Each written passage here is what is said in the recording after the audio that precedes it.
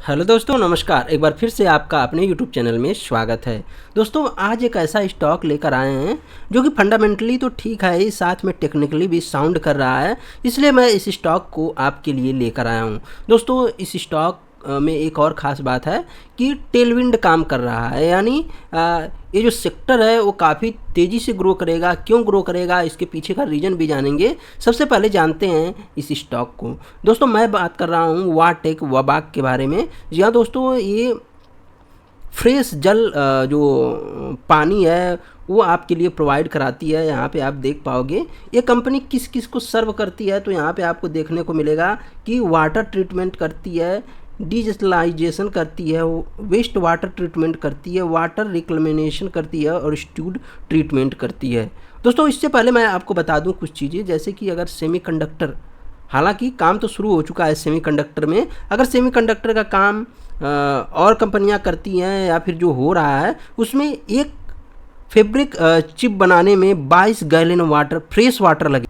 Fresh water in the sense कि प्यूरिएस्ट water जो रहेगा वो 22 गैलन में सिर्फ और सिर्फ एक चिप बन पाएगी। आप यहाँ पे एक न्यूज देख सकते हैं कि यहाँ पे आप देखिए 2200 gallons for an integrated circuit on a 30 centimetre wafer. दोस्तों, यहाँ पे आप देख सकते हो इतना पानी कंज्यूम होने वाला है, इतना कि आप सोच भी नहीं सकते। इसलिए आपको ऐसी कंपनियों में निवेश करना ज़रूरी हो जाता है। और मैंने इस संदर्भ में दो कंपनियाँ बताई हैं दोस्तों। पहली जो कंपनी है ION एक्सचेंज, जिसके बारे में मैंने चर्चा कर लिया है, बहुत पहले ही बता दिया था उसके बारे में, और वैसे भी वो बहुत ज़बरदस्त कंपनी है। वाटेक वबाक भी एक बहुत ज़बरदस्त कंपनी होने वाली है आपके लिए। और जो वाटर प्यूरिफाइंग का काम है, ये आपको पता है कि एक तो साधारण जीवन में तो इसका काम लगता ही है, साथ में अब इंडस्ट्रियल वर्क में भी इसका काम पड़ रहा है। अब इंडस्ट्रीज में जैसे कि water treatment, digitalization, effluent treatment, water reclamation और स्लज ट्रीटमेंट। यहाँ पे अगर हम लाइफ पार्टनरशिप की बात कर लें तो EPC, operation maintenance, DBO, design built operate और बूट सिस्टम। बूट सिस्टम आपने सड़क वगैरह में भी सुना होगा, जब सड़क ऑपरेट होती है तो बिल्ड ओन ऑपरेट ट्रांसफ़र के बारे में आप यहाँ पे देख रहे हो। तो दोस्तों, ये तो रहा वाटेक वबाक के बारे में कि कंपनी क्या काम करती है। यहाँ पे आप देख सकते हो कुछ चित्रों के माध्यम से आपको बताया गया है। तो इसे आप यहाँ पे आके इसके वेबसाइट को आप थोड़ा सा सर्च कर सकते हो, इसको आप सर्फिंग कर सकते हो इस वेबसाइट को। तो चलिए अब देखते हैं इसके कुछ फंडामेंटल को। वाटेक वबाक के वो दिखाने से पहले इसके चार्ट वगैरह को देख लेते हैं। मैं क्यों कह रहा हूँ कि ये टेक्निकली साउंड कर रहा है, मैं अभी आपको इसके चार्ट पे ले चलता हूँ। दोस्तों, यहाँ पे वाटेक वबाक के हम वीकली चार्ट पे आपको दिखा रहे हैं कि इसमें टेक्निकली जो है कि ब्रेकआउट हो चुका है। आप यहाँ पे देख पाओगे कि टेक्निकली कैसे इस स्टॉक में ब्रेकआउट देखने को मिल रहा है, इसलिए मैं इस स्टॉक को ले आया हूँ। यहाँ पे देखना दोस्तों, जो इसका टारगेट होगा वो ठीक इसका ये मध्य वाला पार्ट होगा, यानी इसका इतना ऊपर जाएगा, ये बात आप समझ लेना। तो ये जो इतना ऊपर कब जाएगा, तो यहाँ पे आप देख सकते हो कि 1 2 3, यहाँ पे 3 साल दिख रहा है, लेकिन बहुत जल्द ही जाने वाला है क्योंकि इसमें टेल विंड काम कर रहा है। एक बार हम इसको जो है ना कि मंथली चार्ट पे डिस्कस करेंगे आपके साथ। आपको मंथली चार्ट पे भी इस स्टॉक को दिखाने की कोशिश करेंगे। यहाँ पे आप देखेंगे कि ये स्टॉक में मंथली चार्ट पे भी फ्रेश ब्रेकआउट देखने को मिल रहा है। आप देख पाओगे इसका टारगेट हम 1.5 साल के अंदर 3500 रुपये रखते हैं। जी हाँ दोस्तों, 3500 रुपये इस स्टॉक का प्राइस रहेगा 1.5 साल के अंदर। यहाँ पे आपको देखने को मिल रहा होगा, मैंने टारगेट लिख रखा है मंथली चार्ट पे। अगर आप मेरे ट्विटर हैंडल पे हैं तो वहाँ भी मुझे फॉलो करिए, क्योंकि वहाँ पे मैं चीज़ें बहुत पहले ही आपके साथ साझा कर देता हूँ।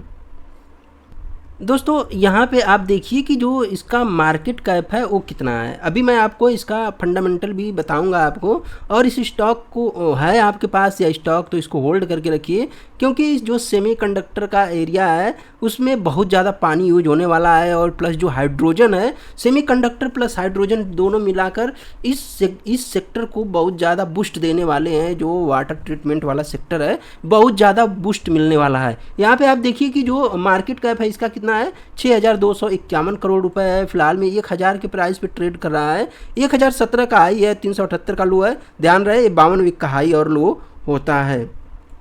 इसके पी की बात करें तो 20 का पी है, इंडस्ट्री का पी 38 का है। आप देखेंगे ROC 19 का है और इसका जो बुक वैल्यू है 270 रुपये, इंट्रेंसिक वैल्यू 195 रुपये। हम इस पे नहीं आते हैं, इसका बहुत ज़्यादा महत्व तो यहाँ पे नहीं दिखाई देता। पेग रेशियो के हिसाब से यह स्टॉक अभी भी सस्ता है। और मैं आपको बता दूँ फेस वैल्यू 2 है, डेट न के बराबर है। दोस्तों यहाँ पे ये बात कन्फर्म है कि अगर आप लेते हैं तो आपको घाटा होने वाला नहीं है, ऐसा नहीं कि कंपनी डूब जाएगी।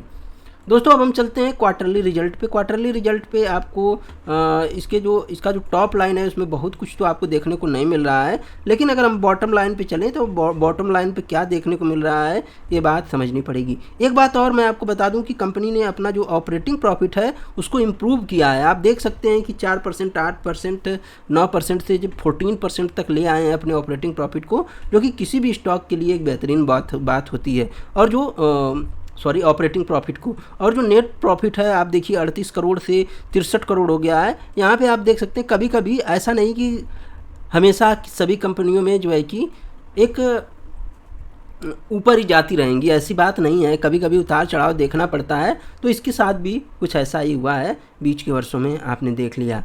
अब हम चलते हैं कंपनी के यहाँ पे अब हम चीज़ें आपके साथ शेयर करना चाहते हैं। यहाँ पे आप देखेंगे कंपाउंडेड प्रॉफिट ग्रोथ -17%, -18%। लेकिन अब चीज़ें बदलने वाली है, ये बात समझ लेना, क्योंकि अब ये जो बिजनेस है फ्यूचरिस्टिक हो चुका है। हाइड्रोजन प्लस सेमीकंडक्टर दोनों मिलकर इस बिजनेस को आसमान में पहुंचाने वाले हैं। रिजर्व की बात कर लेते हैं। रिजर्व आप देखेंगे कि 1666 करोड़ का रिजर्व है सितंबर 23 में। बोरोइंग 283 करोड़ की, यानी बोरोइंग ना के बराबर है। कंपनी के पास फिक्स्ड एसेट भी है 68 करोड़ का, आप देख सकते हो। और कंपनी इन्वेस्टमेंट भी कर रही है, यहाँ पे आपको दिख रहा होगा।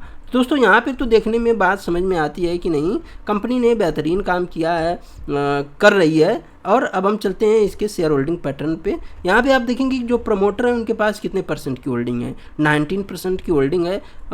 और यहाँ पे आप देखिए जो प्रमोटर है उनके पास कितने की है, 19% की। और जो FII है 12% की होल्डिंग है। हालांकि FII ने अपनी होल्डिंग को डिक्रीज किया है पिछले साल के मुकाबले, ईयर दिखाई दे रहा है। और जो DII हैं उन्होंने अपनी होल्डिंग को बढ़ाया है। और पब्लिक के पास 62% की होल्डिंग है। एक बार इसको क्वार्टरली तौर पर भी देख लेते हैं। आपको जब क्वार्टरली तौर पे आप देखेंगे तो आपको दिखेगा कि FII ने क्वार्टरली तौर पे भी अपनी होल्डिंग को डिक्रीज किया है। क्या इसमें कोई HNI भी है, ये बात आपको समझना पड़ेगा।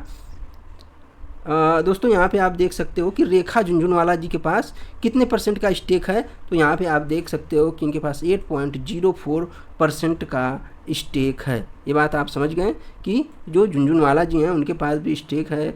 और बसेरा होम फाइनेंस के पास 2.41 और अमित सिंह गुप्ता के पास 1.14 का है। सत्वा इंडिया के पास 1.13% का स्टेक है। तो वाटेक बबाग ये